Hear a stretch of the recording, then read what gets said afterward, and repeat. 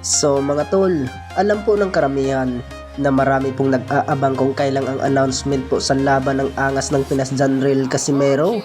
At may nakita po natin sa live sa Quadro Alasis My Boy mga tol, ang kapatid ni angas ng Pinas na si Jason Casimero.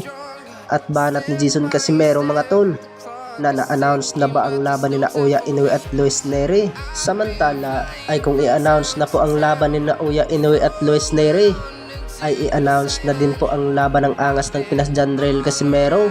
Ibig sabihin dyan mga tol, baka comment event ito ang angas ng Pinas Janril Casimero kay Naoya Inoue at Luis Neri. Bukod dyan ay natatandaan po natin mga tol na nagsalita po sa live itong si Boss Rich doon na magandang laban daw po ang angas ng Pinas Janril Casimero at magugulat lang daw tayo kung i-announce na po kung sino po ang makakalaban ng angas ng Pinas. Bukod dyan ay puspusa na ang pag-iinsayo po ng angas ng Pinas Janril Casimero sa planeta niya sa Ormoc City. Ibig sabihin lang dyan mga tol ay malapit na po i-announce po kung sino po ang makakalaban niya dahil po ay nag-iinsayo na po siya mga tol. Sa kabilang banda naman mga tol ay nakita po natin ang katawan sa ating pambatong IBF Super Flyweight Jerwin Angkahas ay batak na po sa pag-iinsayo dahil po ay ngayong buwan ng February 24 po ang bakbakan niya sa Ariake Arena, Tokyo, Japan na ang magkakalaban niya ang WBA Bantamweight World Champion na si Takuma Inoue na kapatid ng The Monster ng Japan na si Naoya Inoue. Samantala ay dinipinsaan po ni Takuma Inoue ang kanyang belt ng WBA at maganda sana kung masungkit po ang panalo ni Jerwin Angkahas para ganap ng pong 2 Division World Champion na ito ang ating pambato.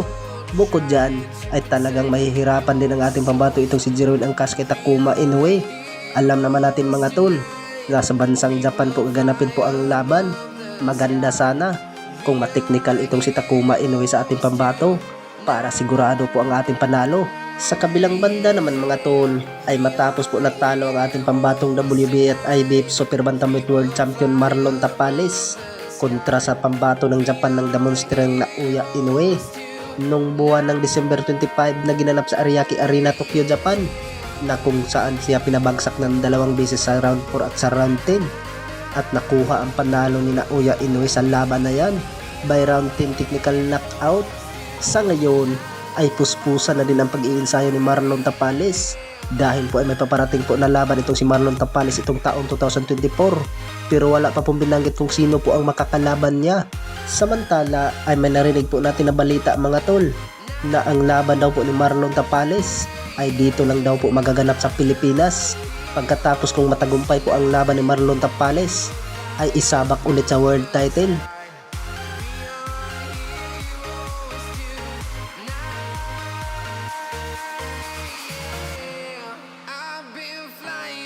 Town to town, from London to Taiwan, I've been all around.